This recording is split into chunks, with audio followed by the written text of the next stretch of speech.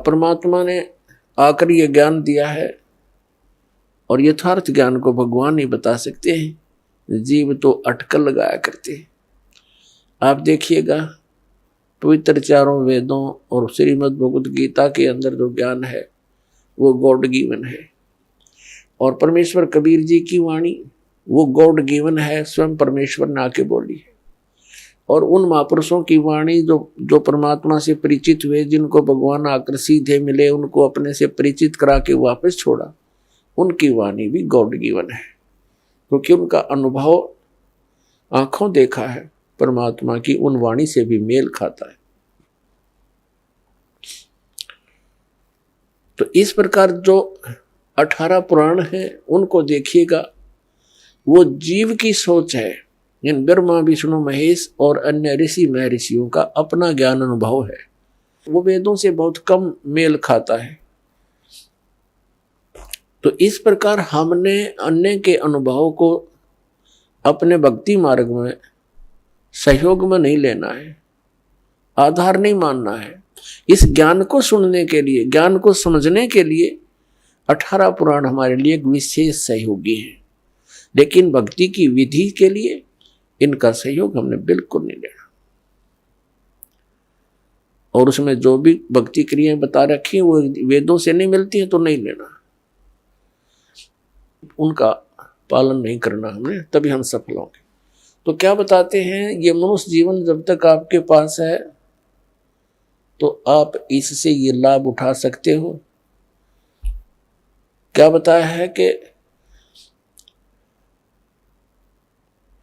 लोहे जैसा ताव जात है ये काया देश राही, और 3 लोक और भवन चतुर्दश सब जग सौदे आही। जैसे कारीगर लोहे को गर्म करता है, उसको इतना गर्म कर देता है बहुत अधिक, और फिर उसको निकाल कर तुरंत उस पर चोटें लगाता है। गरम गरम लोहे पर चोट लगा करके वो जो वस्तु बनाना चाहता है बना सकता है। लोहे के जरा से भी ठंडा होने के उपरांत उसके ऊपर चाहे पूरे गणने झाड़ ले, चाहे घन मार ले, उसका कोई लाभ नहीं होगा। वो टेढ़ा मेढ़ा बन जाएगा, वो वस्तु नहीं बनेगी जिसके लिए प्रयत्न किया गया था। तो ये मनुष्य जीवन जिसका शांत हो जाएगा, जब तक मनुष्य जीवन है ये लोहा गर्म है, इस पर राम नाम की चोट मार के आप जो बनाना चाहते हो बना सकते हो। जब ये ठंडा हो जाएगा, मृत्यु हो जाएगी, फिर कुछ नहीं हो, चाहे पाछे इसके श्राद्ध निकालते रहियो, वो तो ठंडा होने के बाद चोट मारनी है। और चाहे उसकी 13वीं करते रहियो, 13वीं 17वीं, वो तो लोहा ठंडा होने के बाद व्यर्थ प्रयत्न कर रहे हो। तो यहां क्या बताते हैं,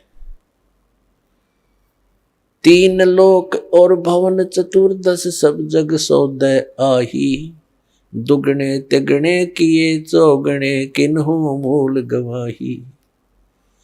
किसी ने तो दुगने तिगने चौगने कर लिए मनुष्य जीवन से सतभक्ति करके, और किन्होंने मूल का नाश कर लिया, मूल गंवा दिया, यानी मनुष्य जीवन को यही फूफर करके अन्य क्रियाओं में ही व्यर्थ कर गए, उन्होंने मूल धन का नाश कर दिया।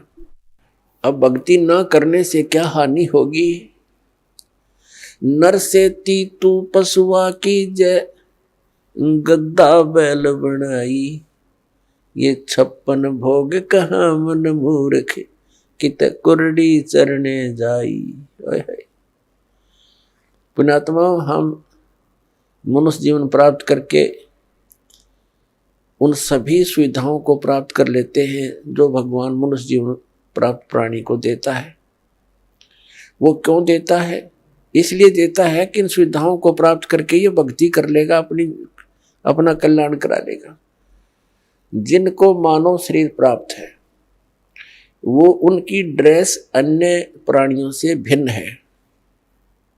ड्रेस मीन आपका ये शरीर, ये बॉडी, ये ड्रेस है, एक पोशाक है आपकी, ये स्टूडेंट की है।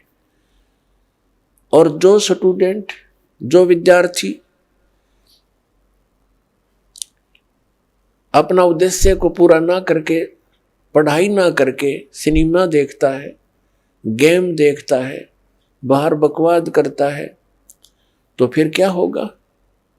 वो अपना जीवन नाश कर रहा है, वो अपने उद्देश्य से भटक चुका है। और फिर क्या बनेगा? वो मजदूर लगेगा और कहीं मिट्टी ढोएगा, रिक्शा चलाएगा, पल्लेदारी करेगा। जिस उद्देश्य से वो विद्यालय में गया था उससे चूक गया, वो लाभ प्राप्त नहीं कर सका। ठीक इसी प्रकार आप जी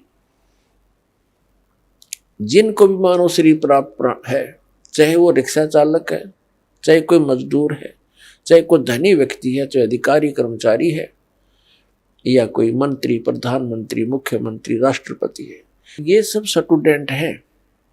और जो ये भक्ति साधना नहीं कर रहे वो अपने उद्देश्य से भटक चुके हैं। माता पिता से प्राप्त उस धन का वो दुरुपयोग कर रहे हैं। हमारा माता पिता कौन है? कबीर भगवान। उसने हमें ये पूंजी दे करके आपको फ्री कर रखा है। जैसे बच्चे को माता पिता 15-16 वर्ष तक बिल्कुल फ्री कर देते हैं, बढ़िया कपड़े देते हैं, बढ़िया खाना देते हैं, कोई काम भी नहीं लेते हैं, पैसे भी खूब खर्च करते हैं। तुम किसी प्रकार अपना उद्धार करवाओ, अपनी शिक्षा पूरी कर लो। तो पुण्यात्माओं, परमात्मा ने आपको वो धन देकर यहाँ एक विशेष ड्रेस परा रखी है। इसमें विशेष सुविधाएं हैं जिससे आप भक्ति कर सकते हो। बच्चे को इसलिए सुविधा दी जाती है, विद्यार्थी को, कि इन सुविधाओं को प्राप्त करके ही वो अपनी भक्ति, वो पढ़ाई कर सकता है, तभी सफल हो सकता है। तो आप जी को परमात्मा ने ऐसी सुविधाएं दी है, खाने के लिए सुंदर अन्न, फल, आहार, काजू किस्म, सेब, संतरे, दूध, दही और सद्बुद्धि दे रखी। मकान झोपड़ी गालो, प्राकृतिक आपदाओं से बचने के लिए भूख लगे जब भोजन खा लो, प्यास लगे जब जल पी लो, सब उपलब्ध है। उसके साधन बता दिए, जल ऐसे मिलता है। और फिर करना क्या था? बस बच्चे पैदा करो, इनको ब्याहो, इनको बस पाल पोस दो, फिर मर जाओ। क्या यही काम था इसका? ये तो पशु पक्षी भी कर रहे हैं। इसके साथ साथ एक अनिवार्य कार्य था जिसका हमें पता चलकर भी हम इस पर नहीं चल सके, क्योंकि संत साधु जन जितने हैं वो बताते हैं, समझाते भी हैं, लेकिन उनके वचन में शक्ति नहीं, उनके पास वो पावर नहीं, उनके पास वो भक्ति मंत्र नहीं जिसे प्राप्त करके प्राणी फिर आगे इस मार्ग को आगे चल सके। जिस कारण से अब मानो नास्तिकता की ओर बढ़ रहा है। तो मनुष्य जीवन आपको प्राप्त हुआ, इसकी उपलब्धि ना करने से, भक्ति ना करने से फिर क्या होगा? नर से तीतू पशुआ की जय, गद्दा बैल बनाई, ये 56 भोग कहा मन बोरे, कहीं कुरडी चरने जाई। पुण्यात्मा, जब तक हम सत्संग नहीं सुनते तब तक हमारे ऊपर इस काल के माया व रूपी भांग का घना नशा होता है। कबीर साहब कहते हैं, कबीर ये माया अटपटी, सब गट आण अड़ी, और किस किस ने समझाऊं या कुएं भांग पड़ी। जिस संसार में हम रह रहे हैं, यहाँ प्रत्येक व्यक्ति के एक ही विचार हैं और एक जैसे ही उसकी गाइडलाइन होती है अपने बच्चों को, कि भाई अपना बच्चे को शिक्षा के लिए भेजते हैं तो भी उद्देश्य यही बताते हैं कि तेरा रोजगार ठीक हो जाएगा। यानी जो भी ट्रेनिंग हमें मिलती है, रोजी रोटी और कपड़ा और कोठी इनके बनाने की ही मिलती है। तो उस समाज में रह कर के आप अपना उद्देश्य भूल चुके हो। सत्संग में आने से कुछ समय आपको भगवान देता है, निश्चिंत होकर सत्संग सुनते हो और बहन भाइयों से मिलते हो, उनसे भी आपको फिर धीरे धीरे ये ज्ञान सुनने को मिलता है, तो आपकी रुचि बन जाती है। तो परमात्मा क्या बताते हैं कि आप मनुष्य जीवन प्राप्त हो, आपको कितनी सुविधा प्राप्त है। जब भूख लगती है खाना खा लेते हो, प्यास लगती है पानी पी लेते हो, गर्मी सर्दी से बचने के लिए मकान बना लिए। ये वैसे मकानों की आवश्यकता हमने इतनी चाहिए थी कि आवश्यकता से अधिक ना बनाए इनको। ये हमारा भक्ति बाधक है। जो भक्ति करना चाहते हैं मोक्ष कराना चाहते हैं तो उनको इन सब नियमों को फॉलो करना पड़ेगा जो बताए जाते हैं, क्योंकि वो भक्ति में बाधक है। और जो भक्ति बाधक है आप उनको भी साथ लेकर चल रहे हो तो आप ऐसा कर रहे हो जैसे किसी पशु के गल में लठ बांध दिया करते सा मोटा रस्से में गाल के। अब वो चल नहीं सकता उस स्पीड से जैसे उसे चलना चाहिए, चला गट्टिया पर लग गए। तो आप जी इन मर्यादाओं को पालन ना करके और भक्ति रूपी मार्ग पर चलने की चेष्टा करोगे, आप नहीं सफल हो सकते। तो इसलिए हमने ज्ञान के आधार से इन बुराइयों को, इन कुरीतियों को और सांसारिक परंपराओं को भी त्यागना पड़ेगा, तब हम इसमें सफल होंगे। फिर अपनी बड़ी स्पीड से चलेंगे। जैसे मकान बना लिया, ठीक है, आजकल परमात्मा ने दया कर रखी है, बढ़िया सुविधा आपको प्राप्त है, मकान बना लो, जैसा आवश्यक हो उतना ही, केवल उसी के लिए कि बढ़िया कोठी बनाऊं, लोगों का प्रशंसक बन जाऊं, ये हमारी अपनी सोच होती है, अध्यात्म मार्ग नहीं है। तो मकान बनाओ जितना आवश्यक हो और जितनी आपकी जेब अलाउड करती हो, आवश्यकता से अधिक खर्च मत करो। हमारे पूर्वज आपने देखे होंगे, हमने तो खूब याद है, झोंपड़ियों में टाइम पास करके कई कई पीढ़ी, उनका तो इतना काम है, एक चारपाई डालनी आपने, चाहे 10 कमरों का मकान है आपका, एक कमरे में एक कोने में 3.5 बाई 7 फुट की जगह चाहिए आपने। घुटने तो घुड़िया तो मोकली है। कबीर साहब तक कहते हैं घर तो 3.5 हाथ और गढ़ा तो 4.25 कहे कबीर अधिका कहे उसको नहीं विचार। ये मनुष्य की जो शरीर है 3.5 हाथ का होता है। परमात्मा कहते हैं आपने घर 3.5 हाथ की आवश्यकता है, घना बनाओ तो 4.25, अरे से फालतू बनाओ है तो मूर्खता है तेरी।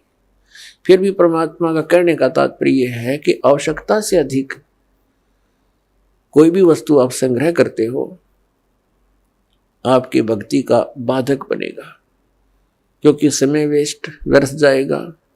कोठी बना ली, 1-2 लाख अपने पास से लगा लिए, 3 लाख कर्जा कर लिया।